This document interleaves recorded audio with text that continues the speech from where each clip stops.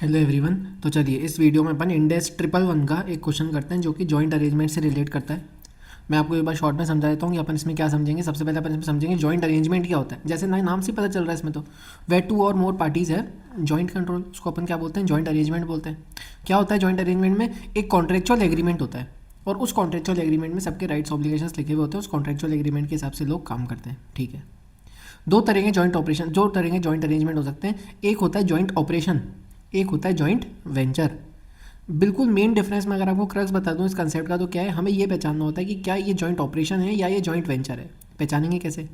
जब हर एक पार्टी का, हर एक जॉइंट ऑपरेटर का अलग अलग असेट्स और लायबिलिटीज़ पर अलग अलग हक और ऑब्लिगेशन होता है, वो क्या होता है? जॉइंट ऑपरेशन होता है।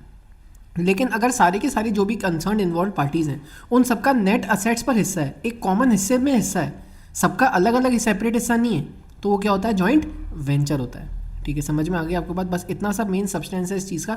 इतना ही अपने को चीज़ों को ध्यान रखना है जब अपन एग्जाम का क्वेश्चन सॉल्व कर रहे होते हैं। क्या चीज़ ध्यान रखनी है? जॉइंट ऑपरेशन के केस में हर एक जॉइंट ऑपरेटर, हर एक पार्टी का अलग अलग असेट्स लायबिलिटीज़ पर अलग अलग कंट्रोल होता है, अलग अलग ऑब्लिगेशन होता है। यानी असेट्स पर कंट्रोल अलग अलग, असेट्स पर अलग कंट्रोल होता है, लायबिलिटीज़ का ऑब्लिगेशन अपना अलग होता है सबका।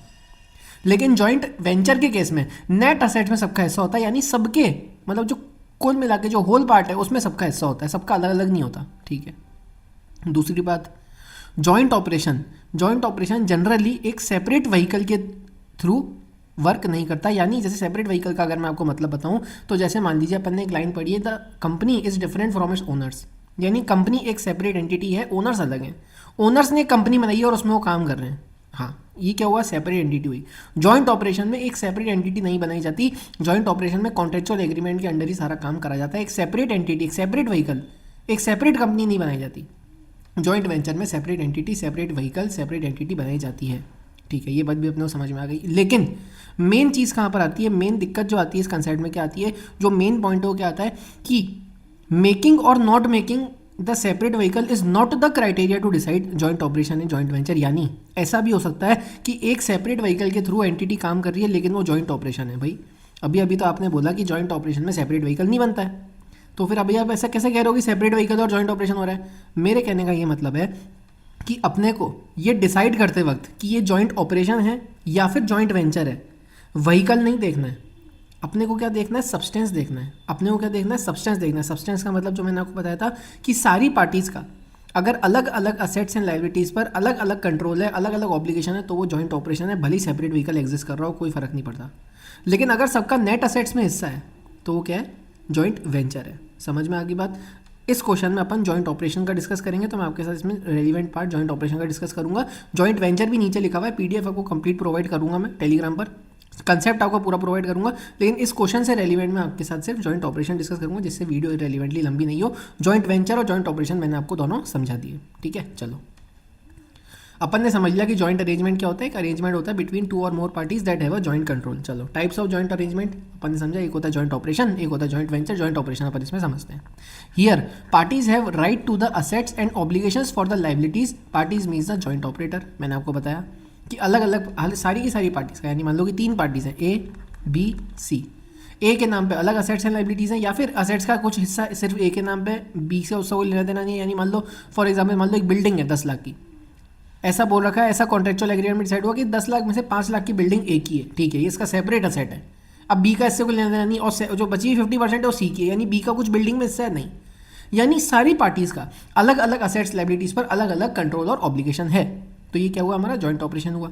It is not structured through a separate vehicle. ये जनरल पॉइंट है, लेकिन अगर सेपरेट व्हीकल के भी थ्रू स्ट्रक्चर हो रहा है लेकिन सब्सटेंस ये वाला है, तो क्या होगा? जॉइंट ऑपरेशन होगा। मैंने आपको ये बात भी समझा दी, नीचे मैंने नोट भी लिखा है इस चीज़ का। चलो, every joint operator shall account for the assets and liabilities, revenue and expenses relating to each joint operator's interest in accordance with the separate index। यानी हर एक जॉइंट ऑपरेटर अपने अपने अलोकेटेड असेट और लाइबिलिटी की अकाउंटिंग करेगा। जैसे मैंने आपको एग्जांपल में क्या बताया था कि ए बी और सी हैं, ए के हाथ में बिल्डिंग का 50% है बस, तो ए अपनी बुक्स में सिर्फ बिल्डिंग का 50% ही लिखेगा। फॉर एग्जाम्पल कोई लोन चल रहा हो, लोन पूरा का पूरा ए के नाम पे है कि भाई पूरा का पूरा ए ही भुगतेगा इसको, तो क्या करेगा? ए उस बिल्डिंग के 50% के साथ अपना लोन भी लिख देगा। यानी हर एक जॉइंट ऑपरेटर, हर एक पार्टी जो उसमें इन्वॉल्व है जॉइंट ऑपरेशन में, वो अपने अपने असेट की अकाउंटिंग करेगी। सिर्फ दूसरे की अकाउंटिंग वो खुद की बुक्स में नहीं करेगी, इंडिविजुअल बुक्स बनाएगी। अगर कोई सेल परचेज हो रहा है तो, यानी अगर सेल ऑफ असेट हुआ या contribution of asset to joint operation by joint operator, मान लो कि मैं हूँ जॉइंट ऑपरेटर रोहन, 3 हैं मेरे जिनके साथ मैं जॉइंट ऑपरेशन में हूँ, एक रोहन है, एक रोहित है और एक राहुल है। तो मैंने क्या करा, उस जॉइंट ऑपरेशन में मेरा कोई असेट सेल करा, यानी मैंने असेट कंट्रीब्यूट करा।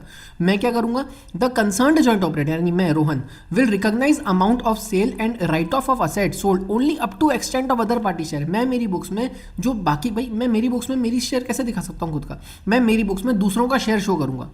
यानी फॉर एग्जाम्पल मान के चलो कि मैंने आपको बताया 3 लोग हैं, रोहन, रोहित और राहुल, रोहन, रोहित और राहुल, ठीक है। चलो अपना मैंने क्या बोला, मैंने 10 लाख की सेल करी, मैंने 10 लाख रुपीज़ की शेयर करी, तीनों का शेयर है 33.33%। मैं मेरी बुक्स में कितना दिखाऊंगा, 33.33% प्लस 33 रिमेनिंग टू का मैं मेरा खुद का नहीं दिखाऊंगा, मैं बचे हुए 2 का हिस्सा दिखाऊंगा मेरी बुक्स में। कैसे, मैंने एंट्री से आपको समझाया, जैसे मान लो मैंने सेल करी, मेरे पास पैसा आया, बैंक अकाउंट डेबिट, मेरा असेट गया टू असेट, कितना लिखूंगा मैं, amount of sale into other parties interest, यानी दूसरों का बचा हुआ इंटरेस्ट मेरा छोड़ के, टू असेट कितना, अमाउंट ऑफ असेट जो गया इंटू अदर पार्टीज इंटरेस्ट, दूसरों का बचा हुआ इंटरेस्ट मेरा खुद का छोड़ के, जो प्रॉफिट एंड लॉस आया वो प्रॉफिट पीएनएल में चला जाएगा। सेम विद द असेट, अगर मैंने जॉइंट ऑपरेशन से कुछ असेट खरीदा, मैं उसको कैसे रिकॉग्नाइज करूंगा, amount of asset into other party share, amount of asset into other party share, बचे हुए पार्टीज का शेयर मेरा छोड़ के। मैंने आपको बता दिया joint operator consolidated financial statement नहीं बनाता, वो सिर्फ अपने खुद के असेट्स और लायबिलिटीज की अकाउंटिंग करता है। समझ में आ गई बात, ये था एक बेसिक जॉइंट ऑपरेशन का कंसेप्ट। मैं आपको फिर से बता दूं कि अपन जॉइंट ऑपरेशन है या वेंचर है, ये अपन सब्सटेंस से डिपेंड करेंगे या फिर क्वेश्चन में गिवन होगा। सब्सटेंस का मतलब अगर अलग अलग असेट्स और लायबिलिटीज पर अलग अलग कंट्रोल एंड ऑब्लिगेशन है तो वो जॉइंट ऑपरेशन। अगर नेट असेट्स पे ऑपरेशन है, नेट असेट्स पे कंट्रोल है तो वो क्या है, जॉइंट वेंचर। मैंने आपको एक नोट भी लिखाया जो मैंने आपको सेपरेट व्हीकल से रिलेटेड कहा था, एक नोट अपन ने लिखा हुआ है, separate vehicle always does not mean that it is a joint venture. We have to check substance of arrangement, that is right to asset and obligation of liabilities joint operation, और right to net assets मतलब joint venture। समझ में आ गई आपको बात, बिल्कुल समझ में आ गई। चलो अपन क्वेश्चन करते हैं, आ जाओ। क्या लिखा है, AB limited and BC limited have established a joint arrangement through a separate vehicle PQR। देखो इसमें सेपरेट व्हीकल है, यानी देखने से लग सकता है कि ये जॉइंट वेंचर। चलो आगे पढ़ते हैं। यानी 2 लोग हैं, एक है AB लिमिटेड और एक है BC लिमिटेड, उसने एक अरेंजमेंट में एंटर हुए जिसका नाम है PQR, ठीक है। The legal form of separate vehicle does not confer separation between the parties and separate vehicle itself. यानी दोनों चीज़ें अलग नहीं है, यानी एक ही है, इसका मतलब सेपरेट एंटिटी नहीं है ये। देखो यहाँ से भी अपने को आइडिया मिल गया। 10 both the parties have right to the assets and obligation of the liabilities of the PQR as neither the contractual terms not the other facts and circumstances indicate otherwise, it is concluded that the arrangement is a joint operation and not a joint venture. Question में अपने को दे दिया कि joint operation ही है, ठीक है। यानी अलग अलग असेट्स लायबिलिटीज की अलग अलग अकाउंटिंग होगी अलग अलग पार्टीज के बुक्स में। पार्टीज कौन है यहाँ पे, एक है AB लिमिटेड, दूसरी है BC लिमिटेड।